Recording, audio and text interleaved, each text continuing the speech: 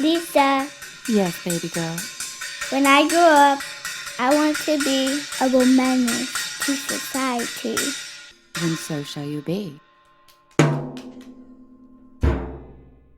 Hey, this is Lisa Landry. Welcome back to WOMENACE to Society. I am thrilled beyond belief about today's guest. You probably know her, you've heard about her, we all know who she is. Please welcome our very esteemed guest this week, Juanita Broaddrick. Thank you, Lisa. Happy to be here. I'm so glad you're here. You know, we're not supposed to speak because you are a diehard MAGA supporter.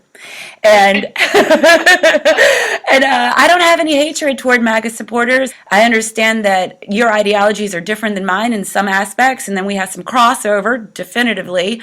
But I recognize you as an American and a survivor. And I think that you and your story had a lot of influence on this past election. Oh, I'm sure it did with all of the victims of Bill Clinton. It definitely did. He's got quite a number, doesn't he? Yes. Oh, yes. And and I'm going to tell you this today is I am meeting sometime next week with a new Clinton victim.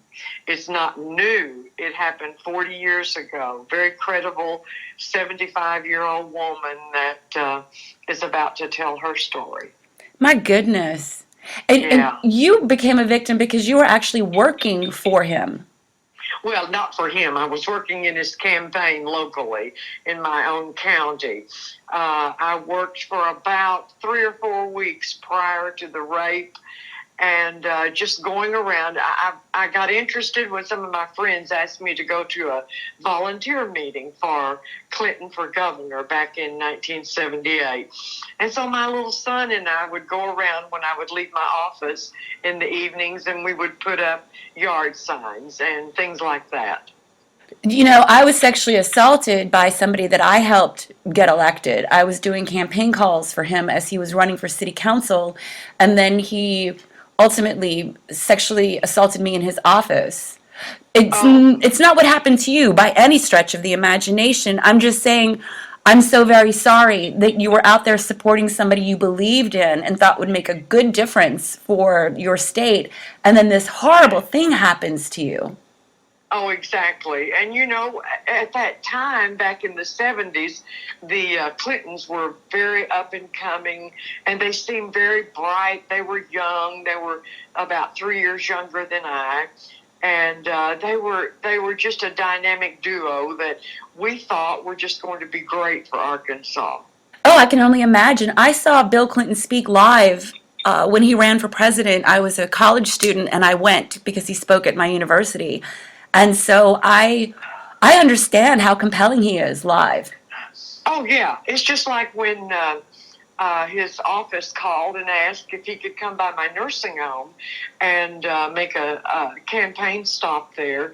We were so excited. And after the newspaper took a picture of Mr. Clinton and myself and a couple of my residents, he came over and started talking to me. And as you've heard hundreds and hundreds of people say that when he's talking to you, he never loses eye contact. He is so charismatic, and you would think you were the only person in the world that he's ever talked to. He had that kind of charisma. The devil comes to mind when you say Oh, that. exactly. But Lisa, back then, none of his exploits were known. He was just this good young guy that everybody thought was going to do such good. No one knew what he was capable of and what he had already done. Right. And then he's coming from Hope, Arkansas. He's got this great story about being raised by a single mom. And you're thinking this is the new way to run our state in the 80s. Oh, exactly. Mm-hmm. And just like when I talked to him when he was at my nursing home, I thought, my God, I've got the attention of this fine person who will probably be our governor. And I started to talk to him about the nursing home situation, how nursing homes were the reimbursement rate was so low compared to what we had to spend on taking care of just one patient. And that's when he perked up and he said, I'd really love to talk to you about that at some time. Are you ever going to be in Little Rock? And that's when I told him, yes, I'd be there in about 3 weeks. Big mistake. That's so horrible. I'm so very sorry. Yeah, it's a horrible thing what I went through. But being able to talk about it like I have on Twitter and on all the interviews that I do, it's a tremendous help. You know, being able to face this horrible situation that happened so many years ago. Yeah, it is truly horrible. And you were dragged when you came out originally. You were smeared, slandered, targeted. Yeah. Oh, yeah. People say, oh, my God, you're so brave. You know, you came out. You were one of the original Me Too. You came out when there wasn't even a Me Too. I did not come out on my own. I was never that brave. I was outed by the Paula Jones suit, and still, you know, couldn't believe that I was being drugged into this situation, and that's when I first lied about what had happened to me. Which is normal. A lot of people do that who've been victimized. Well, I saw what was happening to all the other women who were coming out in 98 and 99, and prior to that, how they had been destroyed by the media. And I swore I was not going to let that happen to me. But we all know what happened after that. Whenever the investigators came to my front porch, unknowing to me, they recorded my interview with them, trying to persuade me to come forward. And I told them, no, there's no way that I'm going to do that. Well, when I lied in the first deposition in the Jones suit about nothing had ever happened to me, they sent that recording to Ken Starr. So then here comes Ken Starr into my life. And my son, being an attorney, came to me when he found out I was going to be deposed by Ken Starr. And he said, Mom, he said, I know why you didn't want to come forward. I understand it. But Paula Jones was a civil case. This is federal, and this is serious. And we have to get serious now, and you have to tell the truth. So that's how I was outed.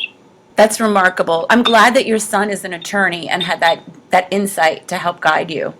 Yes, it's been tremendous all of my life. Of course, he knew from the time he was about, I think, 17 or 18. He was about that age when I first told him. Yeah, hard thing to do. Yeah, I can only imagine, and I can only imagine his rage. And this is a weird question. This is very random, but was he registered Democrat, or was he going to be a Democrat when you told him this story? I'm just wondering. Oh, no, he wasn't interested in politics at all. And of course, I wasn't either until I volunteered for Bill Clinton's campaign for governor. None of us were very political at all. And I don't know if that's what made him decide to go into law or what. We've talked about it several times. But I know when he went on, after my NBC Dateline interview, he was on Larry King Live. And that was an astounding interview, how he told about being told and how he felt about Bill Clinton at that time. Wow. And you've met Paula Jones by now. Yes. But my first time, I didn't know the lady. The first time I met her was 2 days or 3 days prior to she and I and Kathleen Willey going to the second debate with Donald Trump. And that was the first time I'd met her and her son and her husband, and have been friends with her ever since. Mm-hmm. I feel bad because I was a new comedian when the Paula Jones story was coming out, and I was one of the people that made fun of her. She was a punchline, and I feel so much shame personally for doing that. Yeah, and I'm sure so many people do, and they understand. And of course, when everything has come out in the most recent, probably not in 2018, about how instrumental Paula Jones's lawsuit was in exposing Bill Clinton, I think they realize the importance of her story.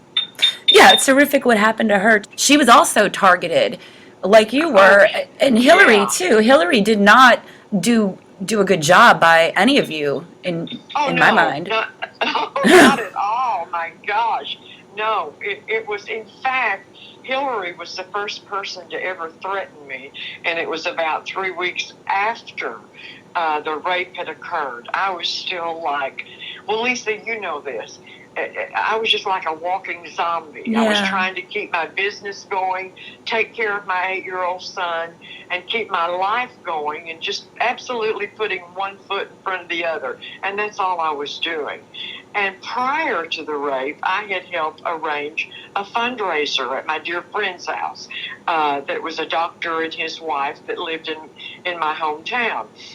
She and I played tennis together, and Dr. Criswell was my dentist.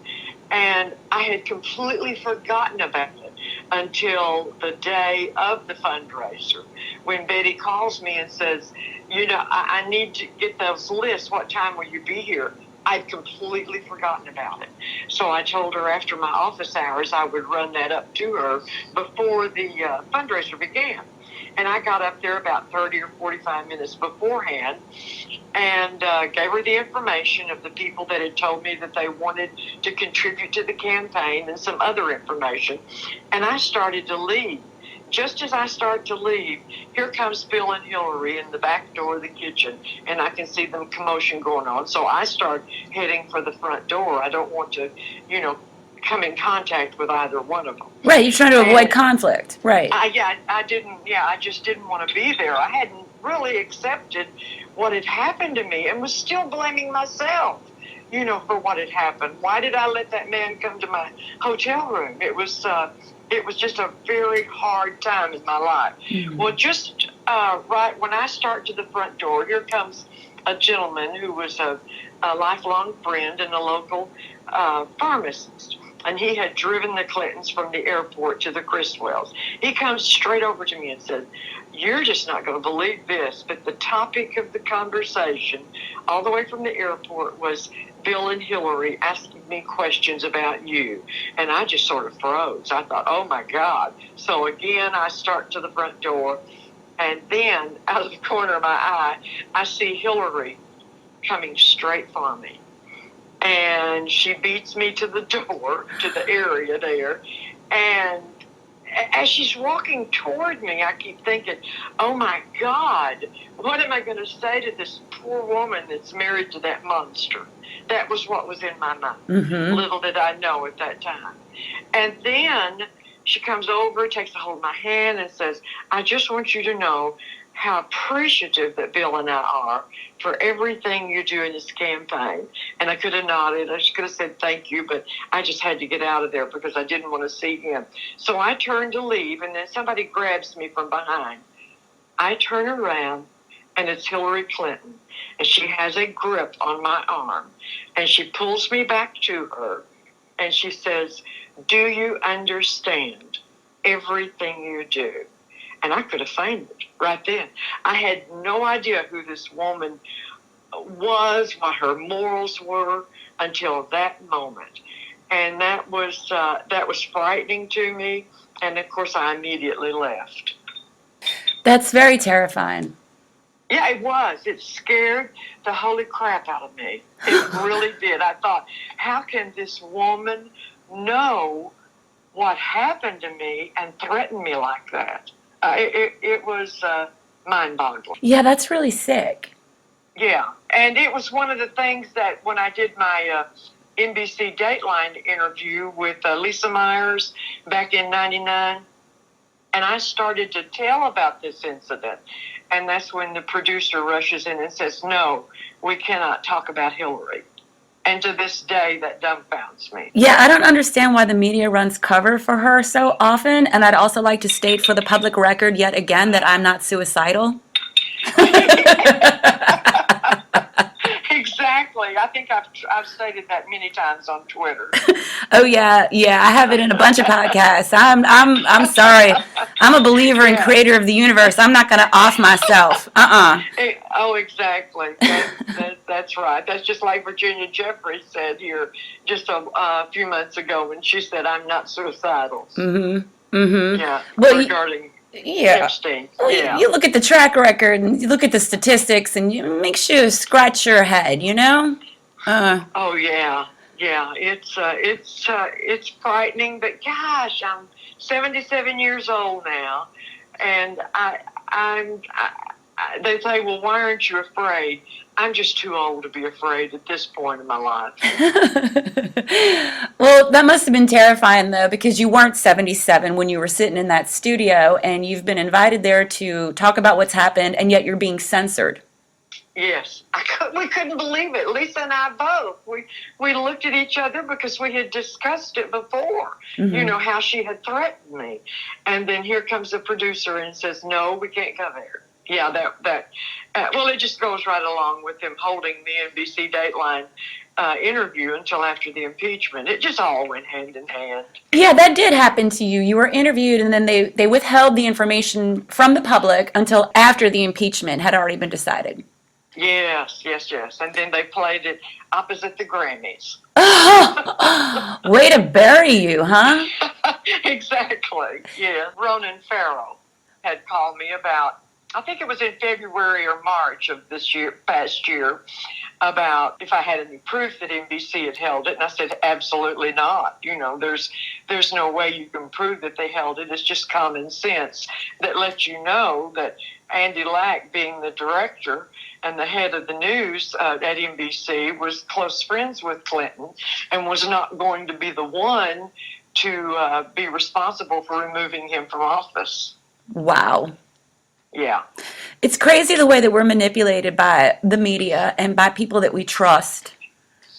Oh, yeah. Yeah, it happens all the time.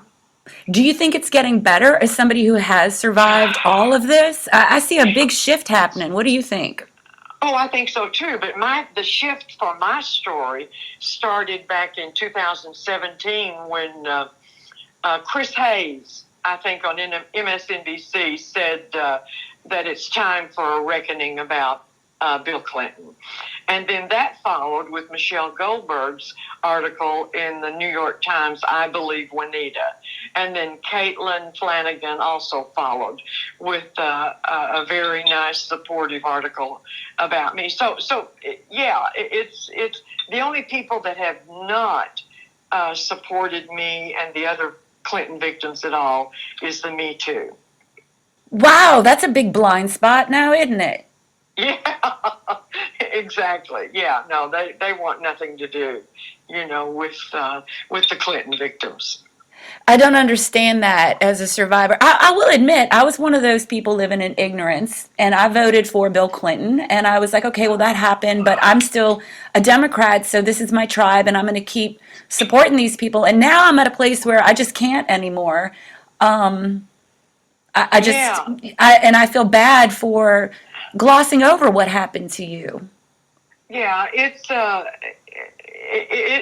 mind blowing. People that were so pro Clinton and so pro Hillary, they still can't grasp what these two did to so many dozens of women.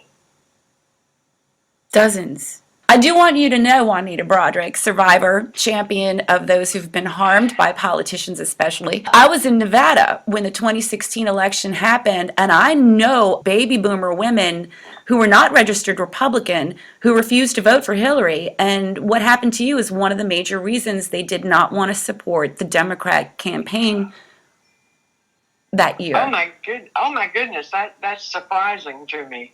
That's really something. Yeah, I know Republican women who did not want to vote for Trump who ended up doing it because they didn't want to vote for Hillary. I know lesbians who typically do not vote Republican actually voted for President Trump because of what happened to you. So I just want you to know that. I think you had a huge influence. Yeah, I had been silent for so long after the NBC that the media destroyed me after the NBC Dateline interview. And so I stayed silent for all those years until 2015 when Hillary came out with her tweet, and that she was repeating her tweet to different colleges and universities that all victims of sexual abuse should come forward and be believed, and we're with you. I saw that on television, and I replayed it, Lisa, and I thought, no, you cannot say that. Not after what you did to all of us. You cannot do that. And so that's when I got my 12-year-old grandson to teach me how to use Twitter. When I didn't, I had gone on Twitter, but really didn't know how to use it. And so that's when I tweeted that tweet that went viral. I was 35 years old when Bill Clinton, the Arkansas Attorney General, raped me, and Hillary tried to silence me. I'm now 73, and it never goes away. And I remember looking at that and thought, I had no idea the power of Twitter and that it was instant and worldwide. And I clicked tweet, and my life hasn't been the same since. Well, that was a really big boom. Yes, it was. And then I wasn't a huge Trump supporter. It was like James Woods said, Trump may be vinegar, but Hillary is arsenic. And in the beginning, I was not for Trump. I was against Hillary. But I warmed up to Trump. And of course, as you know, as well as most of probably the listeners, even though most of them are probably Democrats, I'm a huge supporter of President Trump now. Well, I think a lot of people out there, irrespective of party, are huge supporters of Juanita Broaddrick. Oh, thank you so much, Lisa. That's very kind. Is that a baby playing piano in the background?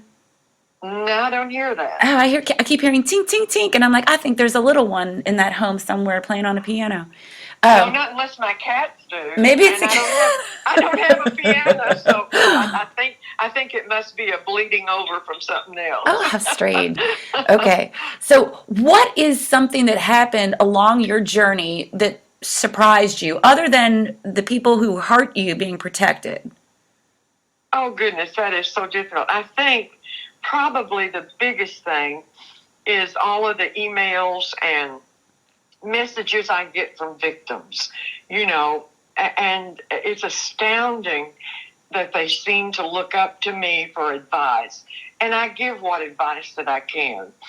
And I'm always searching through my messages and emails to make sure that it's not someone who's still in a serious or dangerous situation. Mm-hmm. But that's what's amazing to me. And also, probably 10% of the people that contact me that are victims and have never talked about it are men. And I'm overwhelmed at their confidence in me.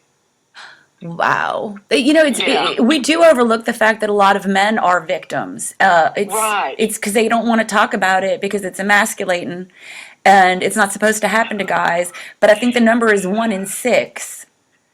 Oh, is it that much? I believe so. I believe it's 1 in 6 when we get to men, but it's also 1 in 4 children, which would include men as right.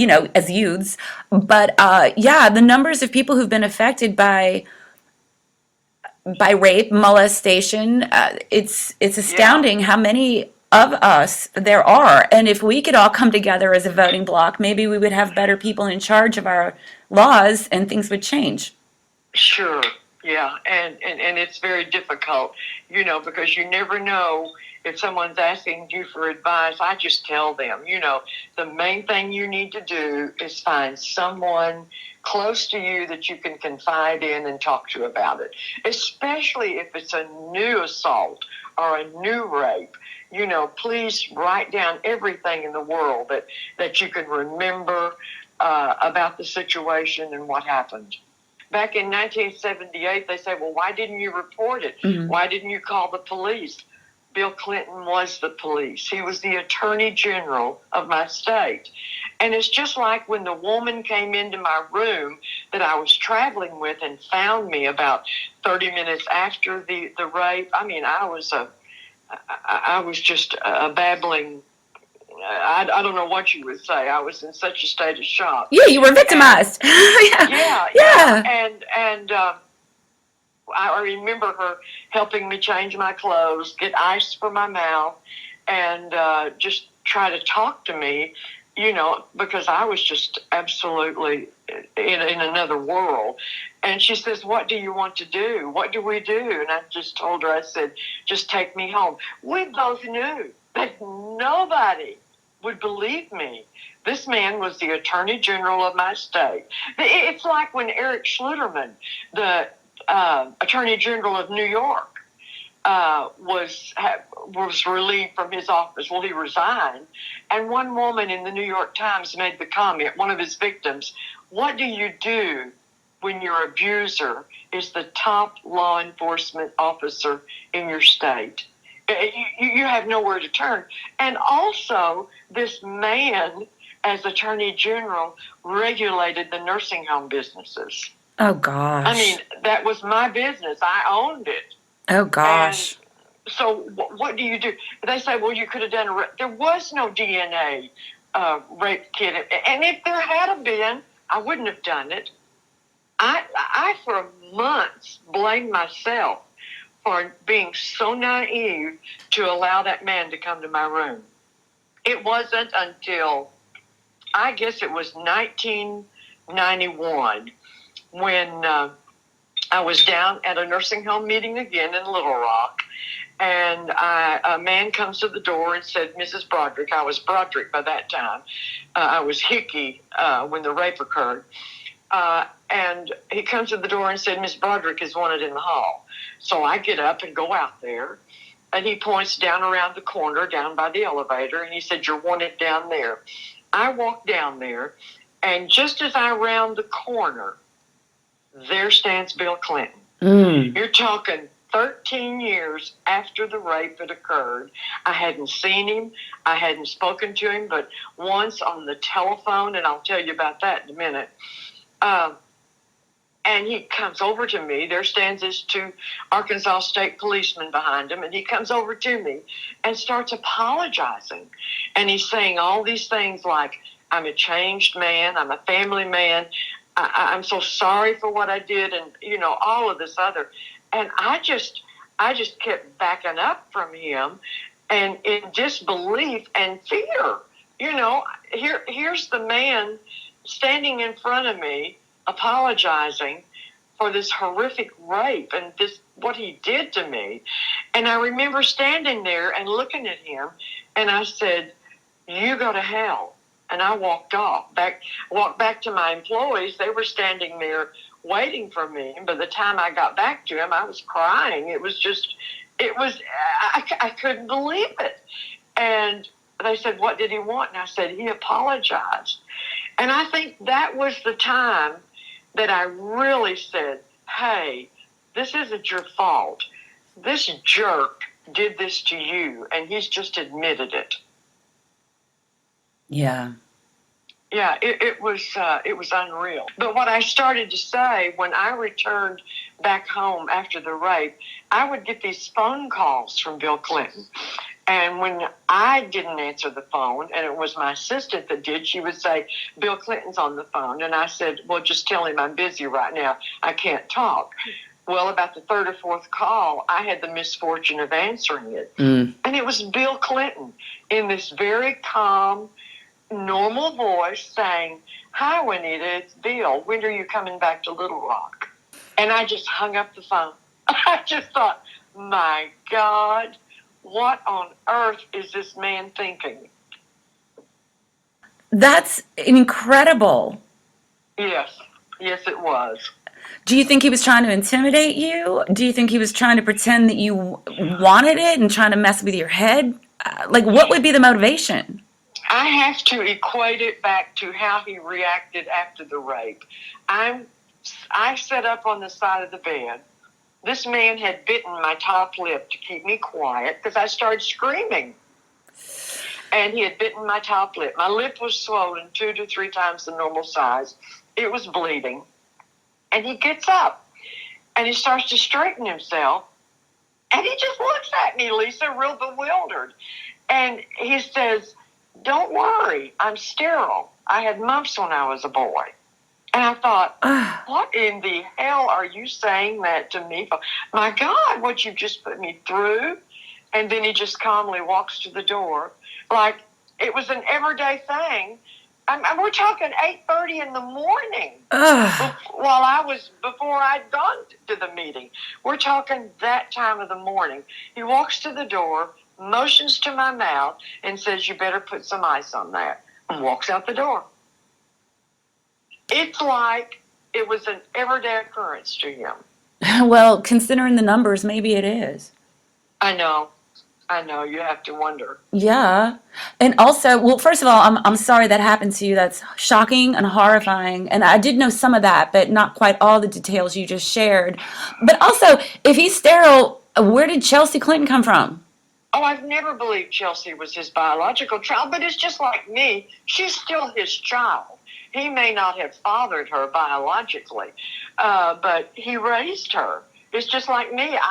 I have an adopted son. My son, who's the attorney, I adopted him when he was 2 days old. And even though he's not my blood, he's my child. Oh, of course. Of course. Yeah. Yeah. But don't they claim Chelsea as theirs? Well, of course they do. But no, I've never believed that. I've always believed that Webb Hubble was her father. And I believe this because of how identical she is to Webb Hubble's daughter, if you've seen 2 pictures of them. And I don't believe that Webb Hubble and Hillary Clinton had an affair. I think they were just good family friends. And I believe, knowing that Bill Clinton couldn't have children, I think he stepped in as a donor. Huh. Well, that's kind of mind-blowing to consider. Yeah. No, I've always believed that. Whenever I first found out that Hillary was pregnant, I remembered back what he had said to me, and I thought, what? And then at that time, it was some type of a governor's trip, like to Switzerland or Sweden or over where all those, where they first started with the in vitro and all of those things. So I just assumed that's what had occurred. Food for thought. There are a lot of secrets kept, huh? Out there. Yeah. Yeah. Oh, yeah. What is one bit of advice that you would like to give anybody listening right now? Well, I think it's so much easier to give somebody advice than you would think that it would be. I mean, it's this day and time, it's just know who you're around, know who the person is, and be very cautious of being alone with anybody like a Clinton or a Weinstein or an Epstein or any of those people. Don't let yourself get into that predicament. But if you are perhaps have had one too many drinks and something does occur that is against your will, then by all means report it.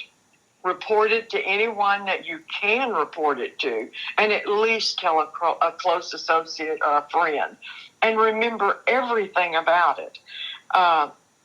This day and time, there's just, with the metoo and the support that women get from the metoo organization, I think it's very important to report it. Mm-hmm. Even if nothing happens after that, you do have a paper trail. Exactly, Lisa. Mm-hmm. Things have changed. You might not get justice, but you will have documentation. Yes, exactly. Yeah. Yes, ma'am. Now, I'm going to ask you something, and I'm not being confrontative with you at all because I've never met you, and I have a lot of love and respect for you. But, you know, we have people who are listening, and they're going to think, well, how does she support Trump? Because there's all these allegations that he's done some of the similar activities as Bill Clinton.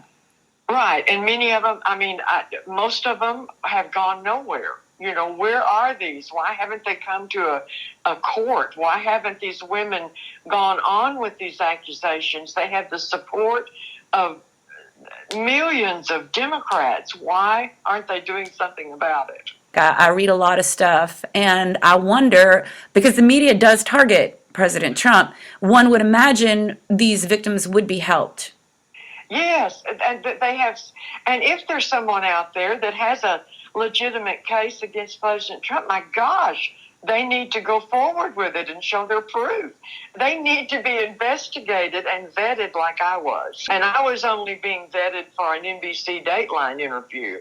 They would be vetted, so much more. But if it's something that they believe in and they stand by this, then do something about it. You could probably call Nancy Pelosi's office. She'd probably help you.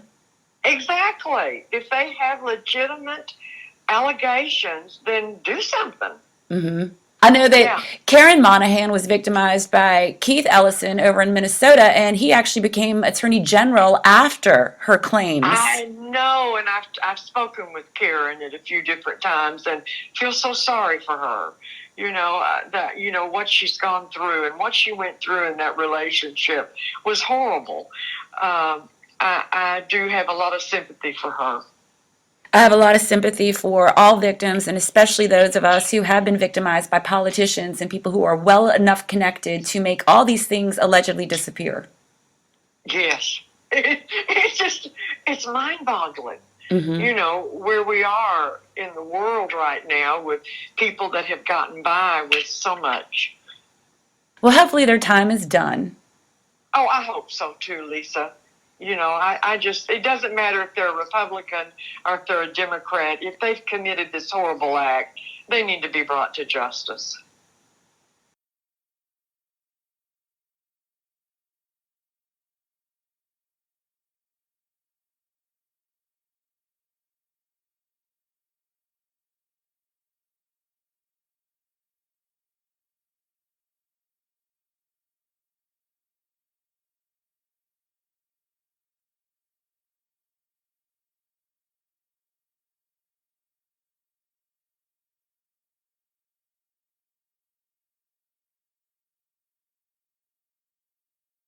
You can find Juanita Broaddrick on Twitter. She also has a website, juanitabroaddrick.com. Connect with her either way if you want to, if you're encouraged to speak with her. I think she's remarkable, and I'm really glad y'all listened. Please join me at lisalandry.com. You can sign up for my YouTube channel, support my work. It doesn't cost you anything. I'll be really happy to have you. And I'd like to give a shout out to Ari Bear. I love you, little boo. I miss your face.